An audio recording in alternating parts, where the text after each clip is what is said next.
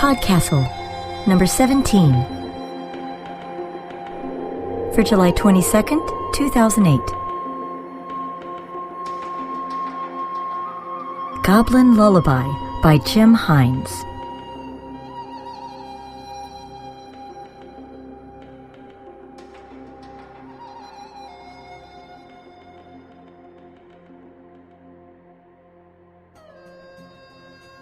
Welcome to Podcastle. I'm Ann Leckie. Probably the most famous lullaby in the Western world, the one I imagine anyone listening to me now could hum, would be the Brahms lullaby. I don't think I've ever known anyone to actually use it for a lullaby, to actually sing a baby to sleep. I'd probably put the one about the mockingbird. You know, hush little baby, don't say a word. That one's an easy second to the Brahms, just going by how well known it is. But it's probably actually used way more often. For one thing, it's way less demanding to sing, and for another, it strikes me as a great deal more realistic. When your cranky baby won't sleep and you just want some rest yourself, you're not going to sincerely express elevated sentiments about flowers all over the bed and angels and such. You really just want the kid to be quiet and go to sleep already, and if it takes a bribe or two, well then, so be it. Lullabies are a nearly universal practice, which suggests that they actually do work. But with my kids, they had such odd reactions to my attempts to use music to soothe them. My daughter, for some reason, was fascinated when I would sing I Do Me, which is a tune from the Sacred Harp. It's not a very famous song. You might have heard it if you've got the Cold Mountain soundtrack. She'd open her eyes wide and go very quiet, but she wouldn't go to sleep. My son could be reliably rendered unconscious by the application of either the player piano or a sacred harp singing. Nothing else would suffice. This was sort of a problem, because I couldn't exactly call up the other singers in the area and have them come over every night and knock him out. Recordings didn't do the trick, though that probably doesn't surprise any of you who might be shape note singers. Recordings just aren't quite like the real live thing. The player piano was a little more doable. Heck, sometimes it was downright convenient to put him in the bouncy seat and put in a piano roll, but there are times when it's not ideal and it's not really portable. If you're not familiar with sacred harp or shape note singing, by all means go over to YouTube and plug those into the search box. Well, I find it incredible and wonderful, but I've known perfectly intelligent and decent people who find it loud and scary and harsh. Today's story is Goblin Lullaby. It's by Jim C. Hines, who has been committing fantasy for 12 years so far and shows no signs of stopping. He lives in Michigan with his wife and 2 children, along with 3 dogs, 2.75 cats, and a fluctuating number of fish. His favorite writer is Snoopy. Goblin Lullaby first appeared in the Daw anthology Fantasy Gone Wrong in 2006. It takes place about 15 years before Mr. Hines' Goblin books. The final book in the Goblin trilogy, Goblin War, came out in March of this year. Information and previews of all 3 Goblin books are available at www.jimchines.com, and he blogs at jimhines.livejournal.com. It's read by writer and podcaster Christiana Ellis. Her comedic fantasy podcast novel Nina Kimberly the Merciless was nominated for the 2006 Parsec Award and the Podcast Peer Award, and the print version comes out from Dragon Moon Press in 2009. You can listen to it at www.ninakimberly.com. Her humorous science fiction audio drama Space Casey is available at www.spacecasey.com, and you can find Shallow Thoughts, a daily minicast of serene surrealism, at shallowthoughts.libsyn.com.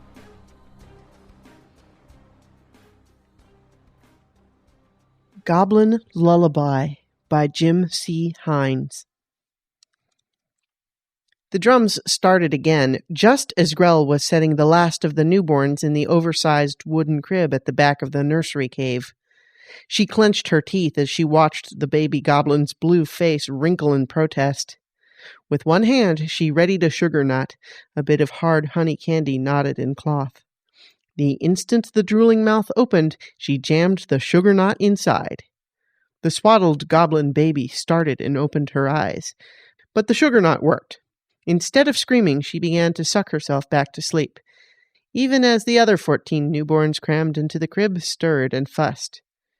15 if you counted the runt Jig, currently harnessed in a makeshift sling against Grell's chest.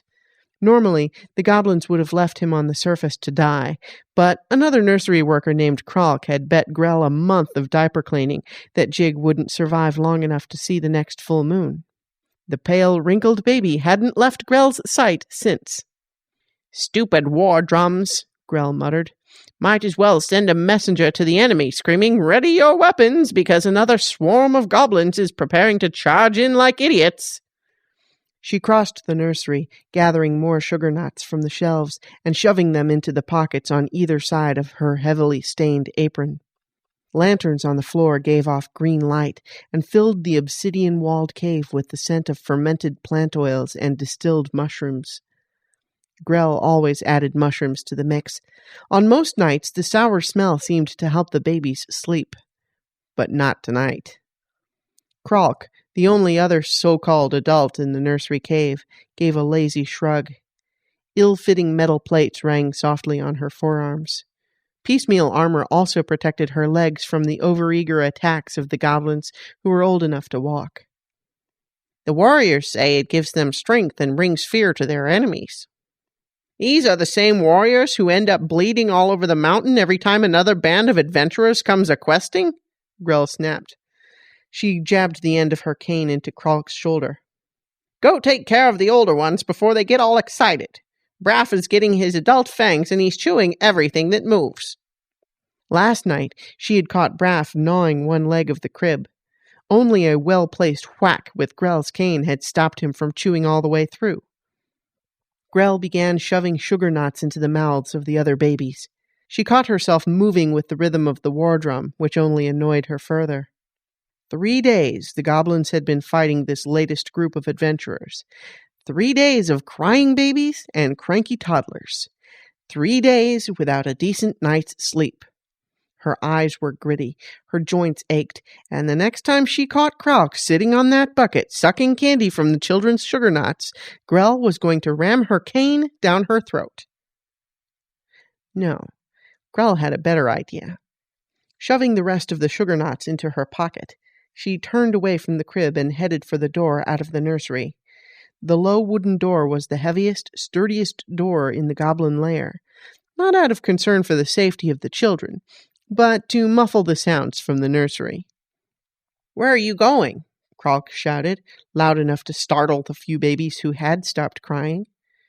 "To shut those fools up," Grell said, snatching one of the lanterns. She wrapped an extra blanket over her shoulder, tying the ends around Jig's sling. She took a well-patched sack and brushed the cobwebs from the strap. Into this she shoved a few rags, a fresh skin of milk, and a teething stick. She shifted her cane to the other hand as she slipped the strap over one shoulder, adjusting Jig's sling to balance it out. The pain in her lower back made her grimace. "Why don't you leave Jig here?" Kralk called. Grell spat. "And wipe your share of asses for a month when I come back and find him mysteriously dead? No thanks." She slammed her cane against the rock, rousing the babies into even louder crying fits. The delightful sound of Kralk's curses followed her as she slipped into the tunnel to the main lair. Nobody challenged Grell as she made her way through the lair and out of the mountain. She could move quietly when she wanted, and most of the warriors were busy getting themselves slaughtered. When she reached the crumbling overhang where the goblin lair opened to the rest of the world, she extinguished the lantern and hid it behind a small bush. The sun was starting to rise, turning the skies pink and making her eyes water. She tightened the blanket around herself and Jig. The runt didn't even produce enough heat to help her ward off the chill of the morning air. His rheumy yellow eyes were wrinkled shut against the sun, but aside from the sucking of his sugar knot, he didn't make a sound. "Smart baby," Grell muttered. "You're better company than Kralk, I'll give you that much." The wind whipped through stunted pine trees, sprinkling them both with brown needles. Jig sneezed, spitting his sugar knot onto his stomach and spraying Grell with a mist of spit and other unsavory things.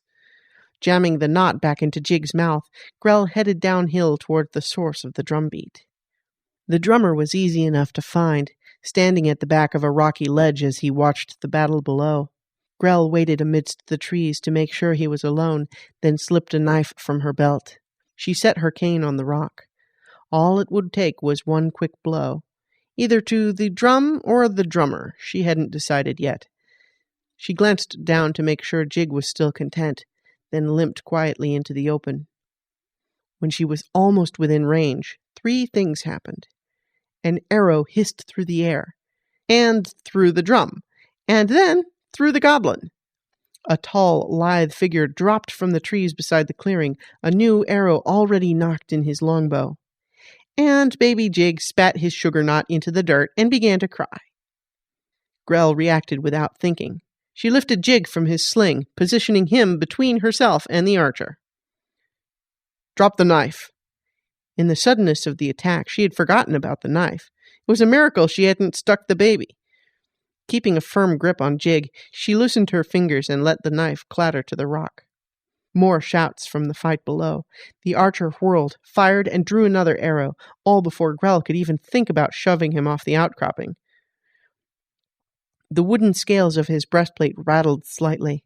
The naked wood appeared flimsy to Grell's eye, but no goblin lived to be her age without learning a few things.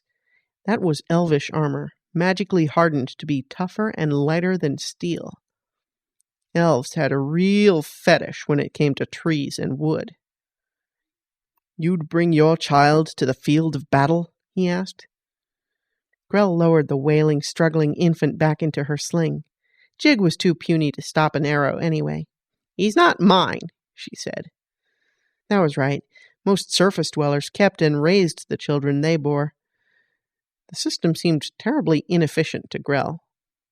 "I've never seen a goblin infant," said the elf, stepping closer. "You thought goblins sprang fully formed from the rocks for you to slaughter?" She jammed a knuckle into Jig's mouth for him to suck. His baby fangs were just beginning to pierce the gums, but the pain in her finger was better than listening to him cry. "We slaughtered nobody!" The voice came from below the outcropping. The elf relaxed his bow and knelt, hauling his companion up onto the ledge. "You goblins attacked us. We defended ourselves."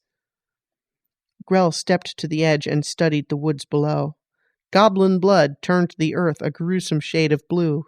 Elves wove through the trees, making no noise save the twang of bowstrings and the ripping sound of blades tearing through goblin armor and flesh. "Defended yourselves? Next time, why don't you defend yourselves over in the hobgoblin tunnels rather than sneaking onto our land to do it?" The archer caught his companion by the arm. "She's an old woman, Jonathan, with a child." "She's a goblin, Rindar." But he relaxed slightly. He was bulkier than his companion, and the mane of red hair meant he was no elf. Red stubble dotted his chin, though he was too young to grow a proper beard. He wore a heavy mail shirt with a green tabard depicting a white dragon coiled around a tree. "If we let her live, she'll lead another attack against us." Grell kicked the corpse of the goblin drummer. "If you let me live, I'll go back to the nursery and get some sleep." "I won't risk letting you go free," said Jonathan. "Not until my quest is complete." Grell rolled her eyes. "What is it about you humans and your quests? Last month it was that knight who wanted to hunt a dragon. Before that it was the wizard and those little fellows. But no matter how important these stupid quests are supposed to be, you all have time to stop and kill goblins along the way." Jonathan glared. "Your lucky honor prevents me from slaying women or children, goblin." Grell would have to remember that. Next time, they should send an all-female group to ambush the adventurers. "We will be away from your mountain soon enough," Jonathan went on. "Once we have rescued the Stone Witch, we can use her power to help overthrow my Uncle Wendell, and I shall take my rightful—" "The Stone Witch?" Grell asked. Jig was beginning to fuss again. She bounced him against her chest, but he kept kicking and clawing. Why did baby claws have to be so blasted sharp? She caught one tiny hand and began biting off the tips of the black nails as Jig squirmed. Jonathan drew his sword, adjusting his grip until the moonlight glinted off the blade. "This sword belonged to her lover, the great knight Gregor Williamson." For a magical artifact, it was an unimpressive thing. Plain, single-edged steel with a leather-wrapped hilt. The crossguard was hammered brass. "It is the key to resisting the curse laid upon the witch by her traitorous brother, the warlock of Silverdale.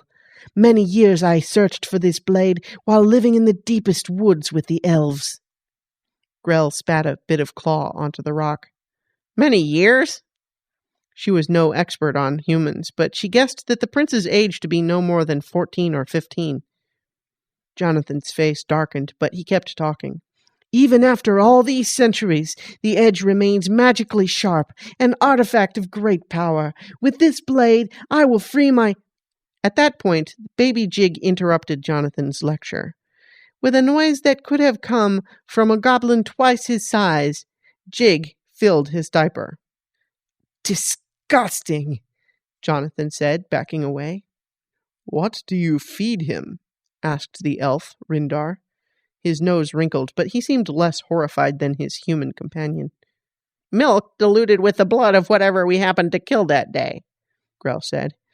She set Jig on the ground and untied the knots holding his diaper in place. Moving with the efficiency of many years, she wiped him clean, knotted a replacement diaper between his kicking legs, and carried the soiled diaper to the edge of the ledge. Holding it by one corner, she flung the worst of the contents down the mountainside, narrowly missing one of the elven warriors. She bundled the diaper into a ball and crammed it back into her sack. Kralk could wash it when she returned. Jonathan was still staring in horror. He pointed his sword at Grell. On your hand. Grell glanced down, then wiped her soiled hand on her apron. Drool dripped down Jig's chin as he grinned at her, showing tiny white fangs on the blue nubs of his gums. If I take you to the witch's tomb, will you go away? Grell asked. They stared. You know where the witch is imprisoned? Asked the elf. Grell pointed to the goblin corpses below. So did any one of them, if you'd bothered to ask. She dumped Jig back into the sling and adjusted the straps. She wasn't looking forward to this hike. Her back and shoulders already hurt, and her knee popped with every step she took. Hand me my cane, unless your noble quest requires you to wipe out another patrol of goblins first. Silver minnows darted away from Grell's cane as she waded up a shallow stream. Algae and other plant guck made the footing treacherous. Mud swirled from the rock with each step. She hadn't hiked to the witch's tomb in years. Had the way always been so steep? Jonathan will be a great ruler, said Rindar, walking alongside. Jonathan followed a few steps behind, sword in hand as he searched the mountainside for more goblins to defend himself against. The other elves brought up the rear, silent as ghosts. Like his pointy-eared companions, Rindar showed no trace of discomfort or fatigue. Stupid elves. I've done my best to teach him wisdom and peace, Rindar added, though he still struggles with his passions. His uncle Wendell ordered him executed when he was barely older than the child you carry. Jonathan was the rightful heir to the throne, the only obstacle to Wendell's power. Only fate saved him. My cousin was at the palace that day, serving as ambassador to the humans. He overheard and conspired to save Jonathan. When Wendell's servant came to take the child, my cousin spirited him away to the south, where we... Why didn't Wendell just cut the boy's throat? Grell asked. Why trust a servant to do it? What? Rindar blinked, giving Grell a moment of satisfaction. How many goblins could say they had shaken the composure of an elf? Before Grell could answer, Rindar stopped in mid-step. One hand seized Grell's arm, halting her motion. He raised his other hand, fingers balled into a fist. Grell's ears perked. She heard it too. The clatter of pebbles farther up the mountain, and a faint whispering. What is it, Rindar?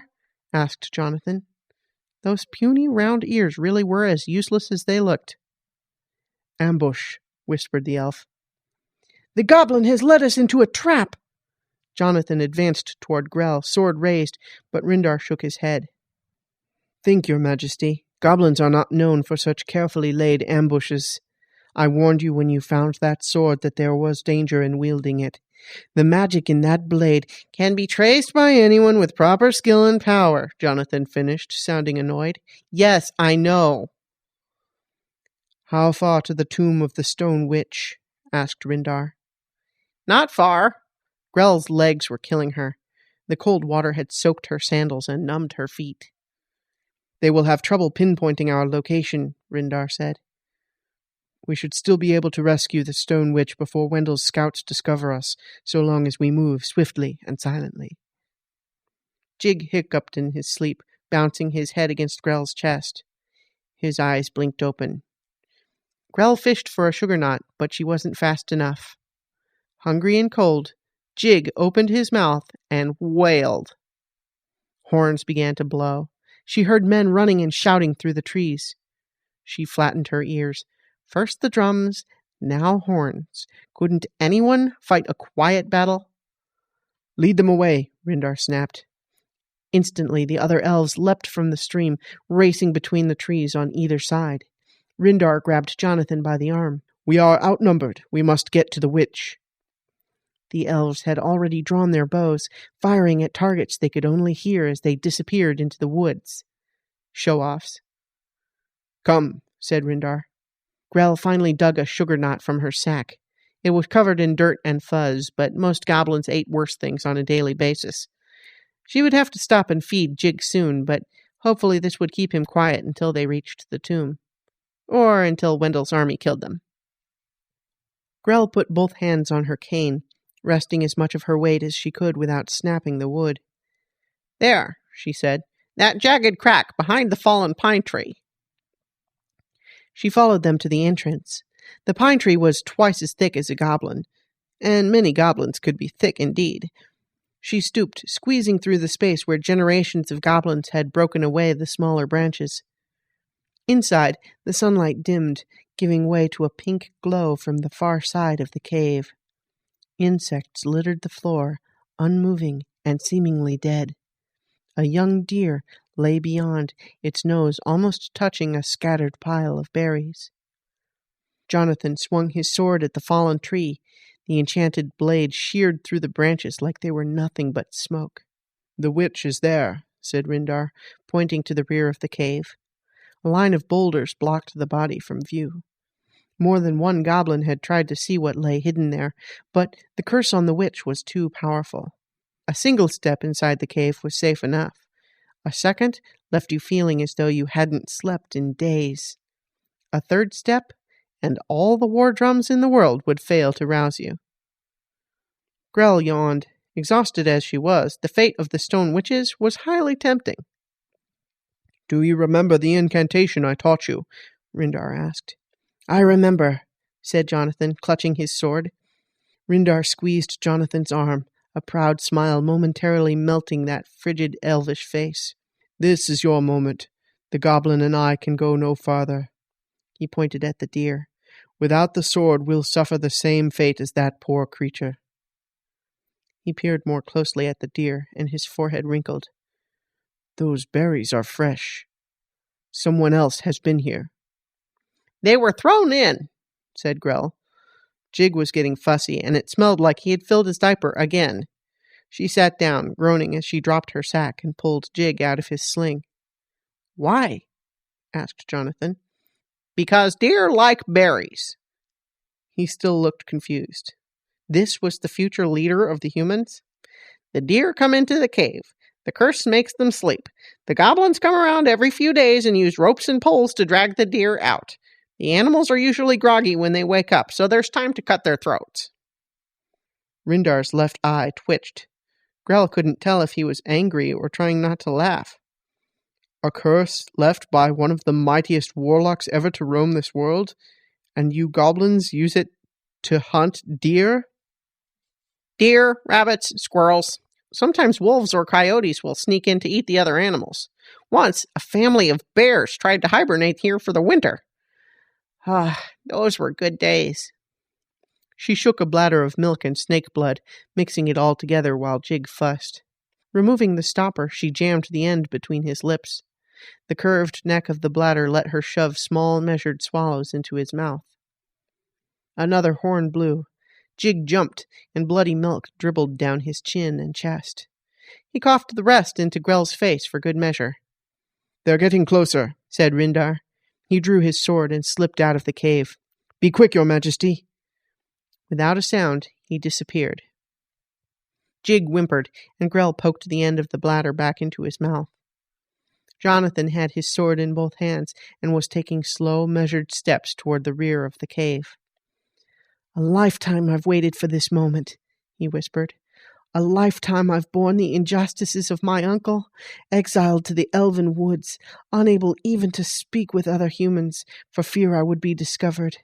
But no longer. Finally, I will return to the Northlands and claim the throne for my own."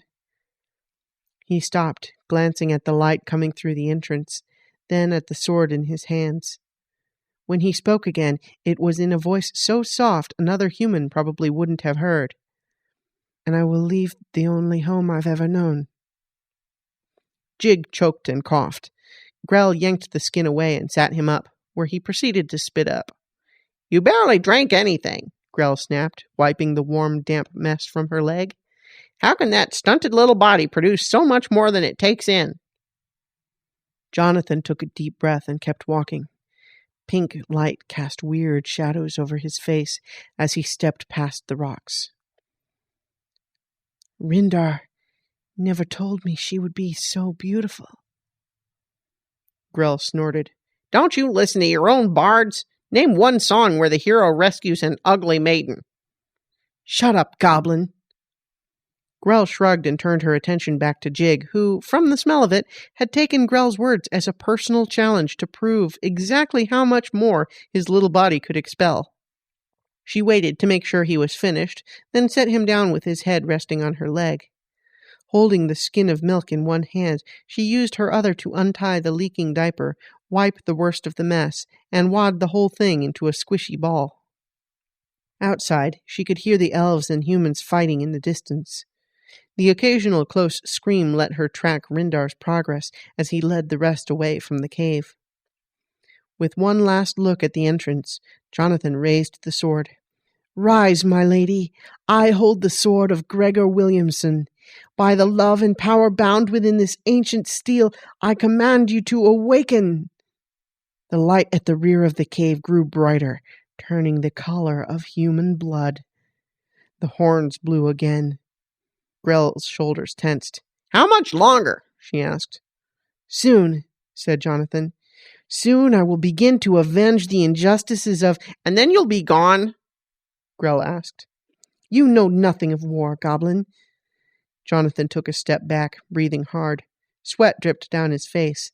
Apparently, breaking ancient curses was hard work.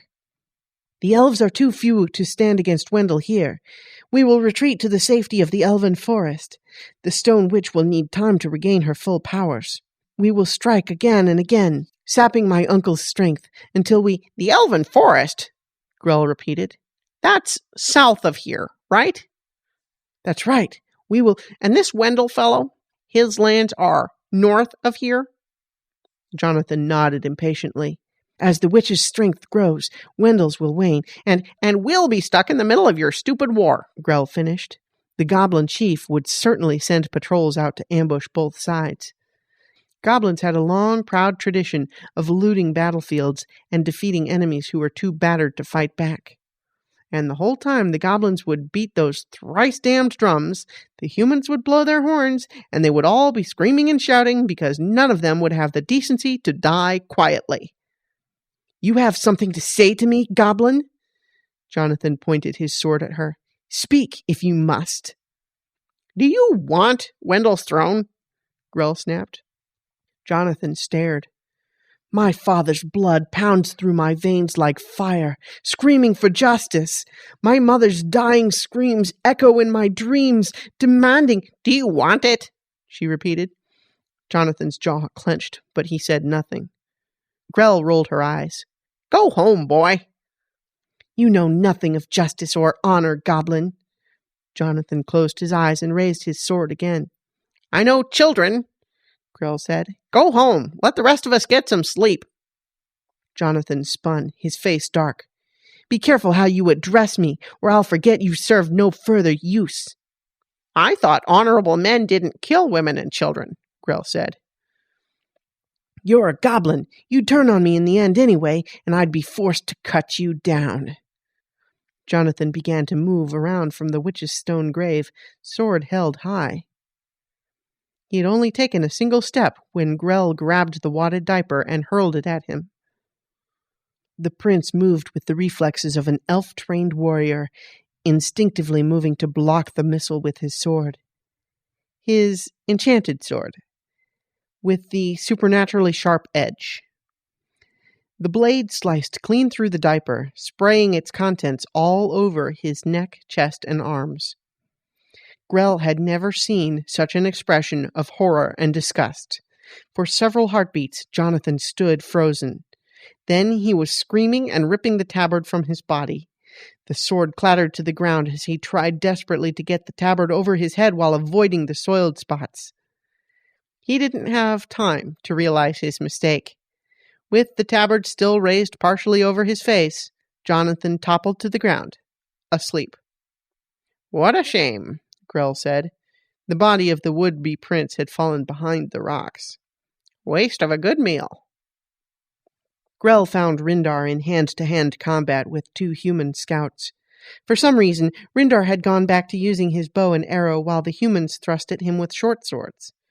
Rindar twisted and leapt, avoiding lunge after lunge, until one of the humans stumbled. Quicker than Grell could see, Rindar drew and fired.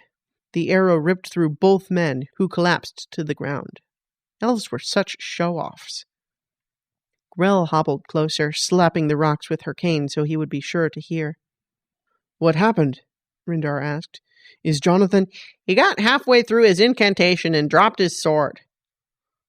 The sound that escaped Rindar's open mouth was somewhere between a laugh and a sob. How?" Grell shrugged. "I was busy with an oozing diaper at the time.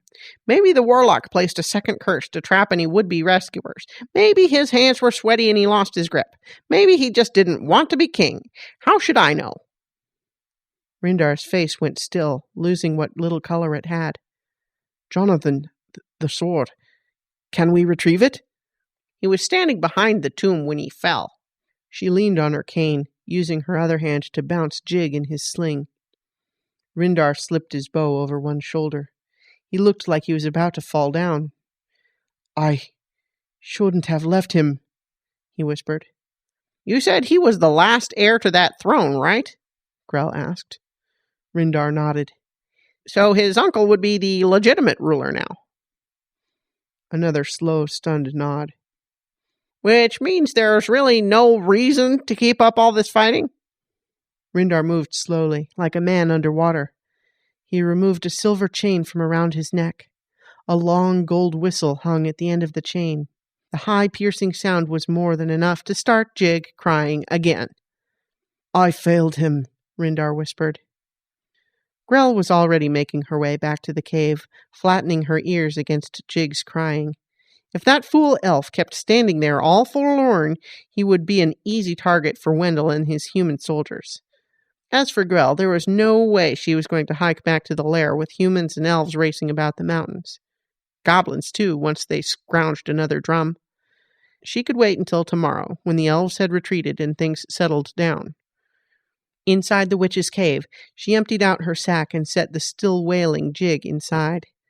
She stifled a yawn as she looped the strap over the end of her cane.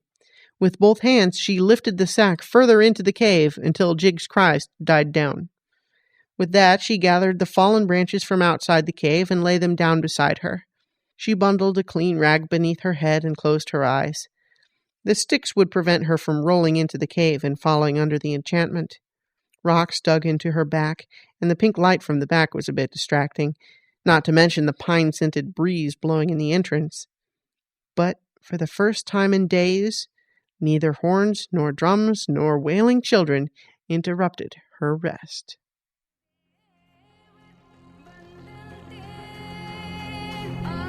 Episode number 15, Jeremiah Talbert's The Yeti Behind You, got some mixed reactions. On the blog, Little Lotus said, "I'm not sure if I like this one or not. I love the idea of our own special guide through life, but other than the occasional push in the right direction, what was the point?" But Dirksen wrote, "I loved it because of its protagonist's nervous and tentative struggle to accept responsibility for what he and his partner had wrought and the ambiguity of his terror," and later added, "There is real emotion here to tug upon the heartstrings of any expecting father, and Mr. Talbert has done an excellent job of capturing that sentiment." Lane agreed. He said, "As an expectant father, I'd say everything rings pretty true. My wife doesn't crave anything as random as walnuts, and I've got a giant land sloth following me around, but otherwise I could totally relate." On the message board, Osakat and a few others gave the story a meh. Petronius said, "The story seemed to be meandering a bit, and I really had a hard time seeing the fantasy part of it." But Sylvan disagreed. "The simple depiction of the protagonist's lives drew me in," he said. "The tumultuous transition from human being to parent is something I'll never know save through proxy towards my darling nieces and nephew, but the Yeti behind you managed to depict it well enough that I definitely could feel it." Podcastle is a production of Escape Artists Incorporated and is distributed on a Creative Commons Attribution Non-Commercial No Derivatives license. Share it, but don't change it or sell it. Our theme music is by Shiva in Exile. You can find them at magnatune.com. You can discuss this episode of Podcastle or nearly anything else on our forums. Just visit forum.escapeartist.info. And if you like science fiction or horror, be sure to visit our sister podcasts, Escape Pod and Pseudopod. And if you enjoyed this episode, tell a friend, or post to your blog about it, or consider donating via the PayPal link on our site. Isidore Ducasse said, "Sleep is a reward for some, a punishment for others. For all, it is a sanction."